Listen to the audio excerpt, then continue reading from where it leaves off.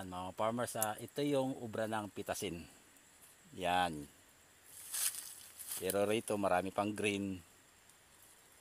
O, di ba? Naka-bend lang siya mga farmers. Hindi natin siya improning Ayan. O, di ba? O, bigat na bigat. Punong-puno. Yan. Tingnan nyo mga farmers Yan ang sitwasyon ng kape mga farmers.